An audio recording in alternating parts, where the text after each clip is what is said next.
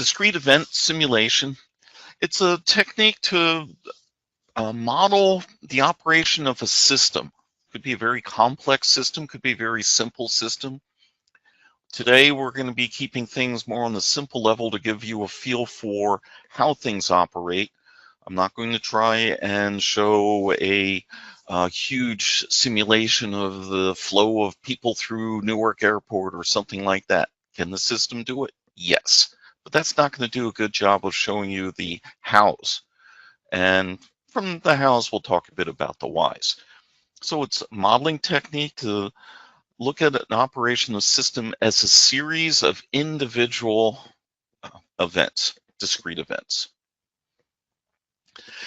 It's used to analyze simple and complex processes and systems, and those processes can interact in the overall system.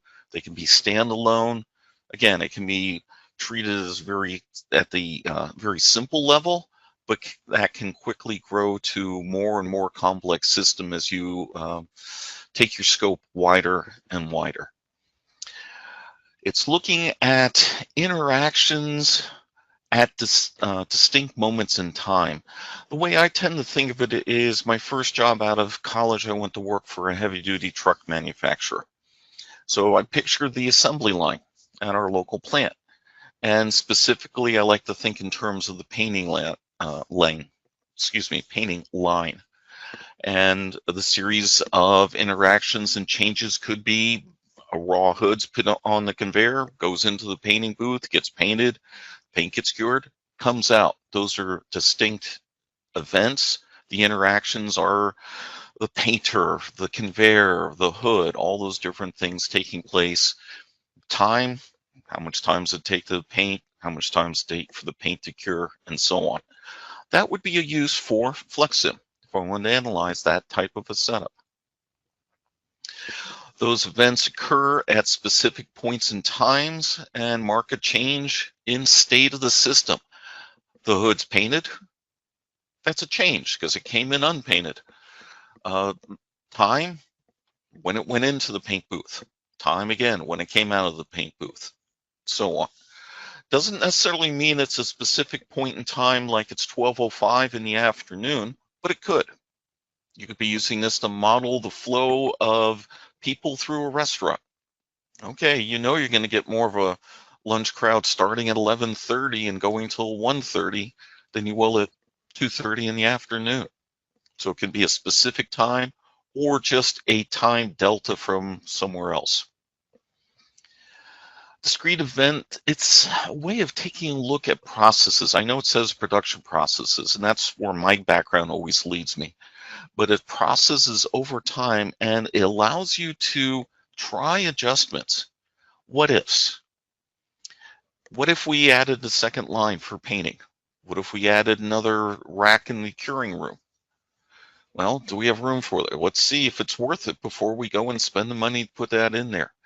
There's also ways you could use this if you know what my incoming orders are like.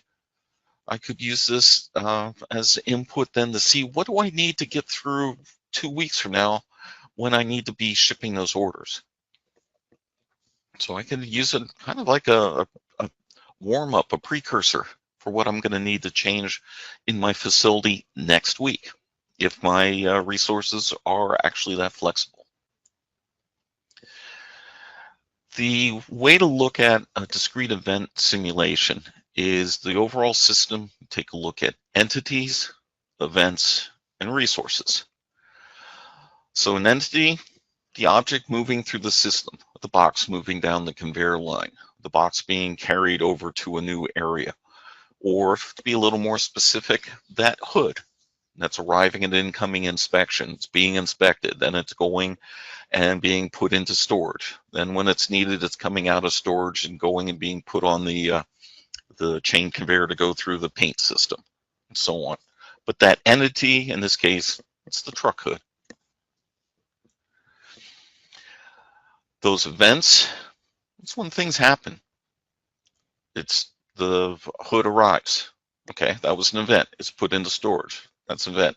A need for it to come out, that's an event. It goes into the paint line. That's an event. Same thing, again, going back to that restaurant idea, a customer arrives. Definitely an event.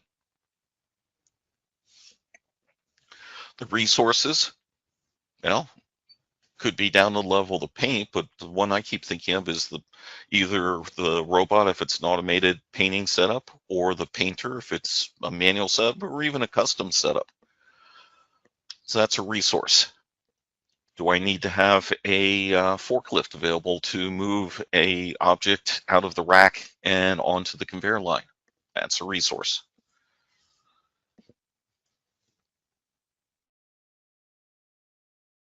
And then the simulation is the actual running of the setup to go through those events that are taking place, follow the entities through the system, and see what changes in my resources might affect my overall performance. So you're doing a simulation for a reason. It's not just to make pretty pictures. You're looking at to see whether it's worth spending the money for a capital outlay, or hiring another person, or it's those what ifs that you're using the simulation to help you figure out.